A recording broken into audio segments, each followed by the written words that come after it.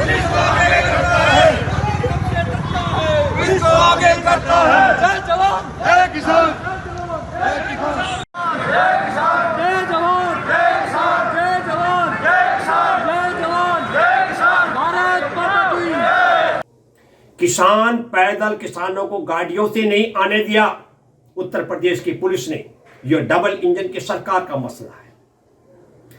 और तब वो पैदल आ रहे थे, पैदल चलते चलते उन्हें 4 किलोमीटर दूर ये उन्होंने आवास विकास परिषद जो मंडौला का कार्यालय वहां से चलना शुरू किया और ट्रोनिका सिटी के पास उन्हें रोक दिया गया।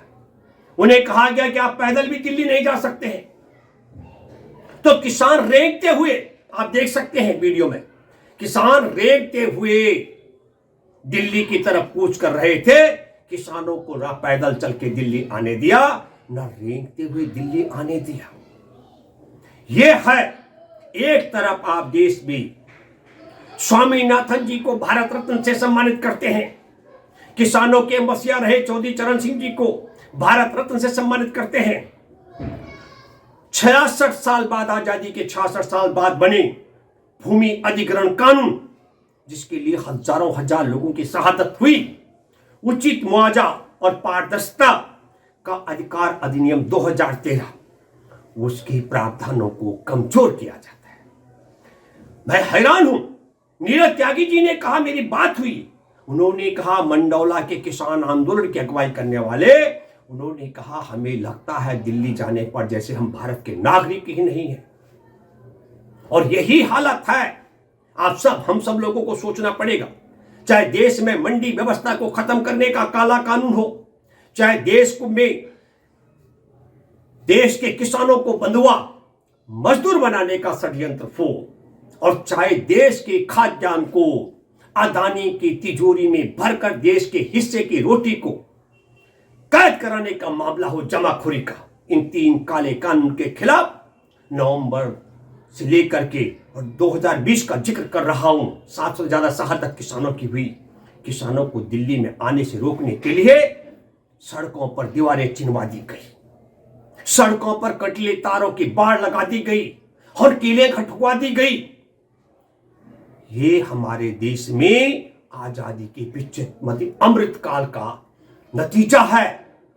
और तब हम ये कहना चाहते हैं कि अभी पंजाब से जिन 13 मांगों का जिक्र मैंने किया, उन्हें हरियाणा से दिल्ली नहीं आने दिया जा रहा है, पैदल भी नहीं आने दिया जा रहा है।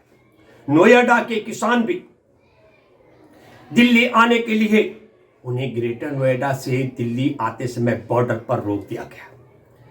किसान आंदोलन, मैं मंडौला का जिक्र कर रहा हूं, किसान सत्याग्रह आंदोलन की मांग क्या है? उनकी मांग भी है कि 2013 में बने उचित मुआवजा और पारदर्शिता का अधिकार अधिनियम 2013 के तहत उन्हें मुआवजा दिया जाना चाहिए, क्योंकि उनको मुआवजा 2010 में दिया गया था। जमीन आज भी वैसी पड़ी हुई है, बंजर की बंजर। और दूसरी महत्वपूर्ण मांग कि 2013 में जो प्रावधान है उसके मुताबिक 10% जमीन उनको विकसित करके दी जाए। कोई सुनवाई नहीं हो रही है। तो एक तरफ हमको और आपको सोचना पड़ेगा।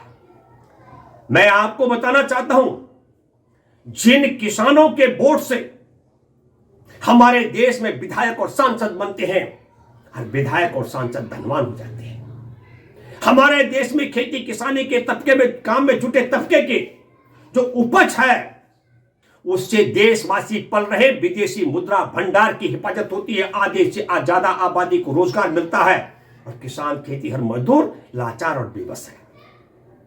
कृषि उपज और उससे बने सामान का व्यापार करने वाले व्यापारी धनवान, और कृषि उपज के काम में जुटा किसान और खेतीहर मजदूर तबका लाचार है। देश में 75% से ज्यादा उद्योग कृषि उपज पर निर्भर है, और कृषि उपज पर निर्भर उद्योग चलाने वाले धनवान और खेती किसानी के काम में जुटा तबका लाचार है। हमारे देश के अंदर माल ढोने वाले वाहन, सड़क से लेकर वायु तक और रेल से लेकर जल मार्ग तक, माल ढोने वाले वाहनों के मालिक धनवान और देश में खेती किसानी के काम में जुटा तबका लाचार। भारतीय किसान मजदूर संयुक्त यूनियन ने कहा, हमारी बहुत शिद्दत से मांग रही है ये लाचारी हमें मंजूर नहीं है। खेती किसानी के काम में जुटा तबका लाचार रहे, उनके वोट से बनने वाला विधायक और सांसद धनवान बन जाए, उनके उपज से चलने वाला उद्योगपति धनवान बन जाए, उनकी उपज का कारोबार करने वाला व्यापारी धनवान हो जाए और उनका माल ढोने वाला वाहन मालिक भी धनवान हो जाए। ये लाचारी व्यवस्था हमको मंजूर नहीं है। हमने तो इस पे एक बात कही है, देश के किसानों के लिए, देश में खेती किसानी के काम में जुटे तबके के लिए सबसे महत्वपूर्ण काम क्या है? हमारे देश में जिस तरीके से योगदान है खेती किसानी के काम में जुटे तबके का, जीडीपी में इन सबका योगदान जोड़ा जाए, खेती किसानी के काम में जुटा तबका आधी आबादी को रोजगार देता है, देश के लिए खाद्यान्न व्यवस्था करता है। अगर किसानों ने उपज करनी बंद कर दी, देश में खाद्यान्न संकट पैदा हो जाएगा, विदेशी मुद्रा भंडार अन्न की खरीद के लिए खत्म हो जाएगा, देश के 75% उद्योग चौपट हो जाएंगे, 90% व्यवसायिक गतिविधियों पर ताले लग जाएंगे और माल ढोने वाले वाहन 80% उनके चक्का जाम हो जाएंगे। इसलिए हमने कहा कि खेती किसानी के काम में जुटे तबके को भारतीय किसान मजदूर संयुक्त यूनियन की मांग है, सरकारी कर्मचारी के वेतन के बराबर आमदनी की गारंटी का कानून बनना चाहिए। करोड़ों लोगों ने भारतीय किसान मजदूर संयुक्त यूनियन की इस लोकतांत्रिक मांग को सुना और सराहना की, लेकिन सवाल खड़े करते अपने मन में पैसा कहां से आएगा? मेरे प्यारे देशवासियों, हमारे देश में 16 लाख करोड़ रुपए का कर्जा बड़ी कंपनियों का माफ किया गया, तो पैसा जहां से 16 लाख करोड़ रुपए माफ हो सकते हैं, पैसा वहां से आएगा।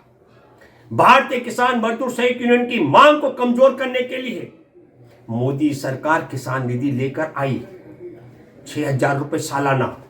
ये जानबूझ करके हमारे इतने बड़े मुद्दे से ध्यान भटकाने का षड्यंत्र है। हम जो बात करते हैं 10 करोड़ परिवारों के सम्मान की मांग है भारतीय किसान मजदूर संयुक्त यूनियन की। मैं आपसे अपील करता हूं कि देश में खेती किसानी के काम में जुटे तबके को सरकारी कर्मचारी के वेतन के बराबर आमदनी की गारंटी की मांग का आप समर्थन करते हैं, तो भारतीय किसान मजदूर संयुक्त यूनियन की इस मांग को दूर देश के एक एक घर तक पहुंचाने के लिए आपके जितने जानकार हैं उनको व्हाट्सएप के माध्यम से, उनको फेसबुक के माध्यम से, उनको इंस्टाग्राम के माध्यम से आप इस मांग को घर घर तक पहुंचाने की आपकी जिम्मेदारी रहती है। मैं आपको छोटा उदाहरण देता हूं तेलंगाना की सरकार का। वहां एक किसान को प्रति एकड़ साल में 15,000 रुपए दे रही है। वहां खेतीहर मजदूर को सालाना 12,000 रुपए मिल रहा है। लेकिन दोस्तों, इस मांग के साथ साथ बड़ी अहम मांग है कि भारत के किसानों के खेतीहर मजदूरों के वोट से बनने वाला सांसद और सरकार केंद्र में बन सकती है, लेकिन भारत की राजधानी दिल्ली में किसानों के लिए प्रवेश निषेध कर दिया गया है। मैं आपसे अपील करता हूं कि यदि किसानों का प्रवेश भाजपा दिल्ली में नहीं होने दे रही है, तो मैं आपसे अपील करता हूं अपने गांव और खेत खलिहानों में भाजपाइयों का प्रवेश भी आपको क्यों नहीं रोक देना चाहिए। ये विषय सवाल मैं आपके पास छोड़ता हूं।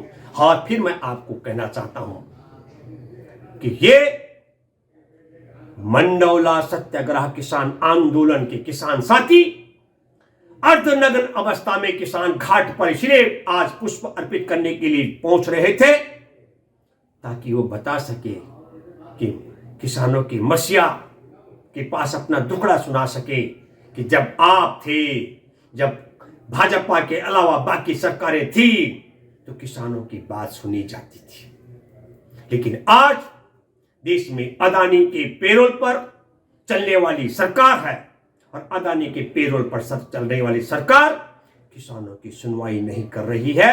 मंडौला के किसान 2010 के बाद निरंतर आंदोलन करते आ रहे हैं।